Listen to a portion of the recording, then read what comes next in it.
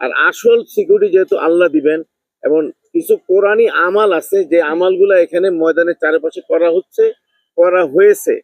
আমরা দৃঢ়ভাবে বিশ্বাস করি এবং সুন্নত হিসাবে আমাদের পাহারার জামাত এবং স্যাররাও থাকবেন, স্যারদের যে টিম আছে থাকবে। আমরা আশা করি, আল্লাহ তাআলার কাছে বিশ্বাস রাখি, ইনশাআল্লাহ আল্লাহ তাআলা হেফাজত করবে। জনাব আজিবুল মহোদয়ের কাছে আমার ছোট্ট একটা প্রশ্ন, লাস্ট প্রশ্ন।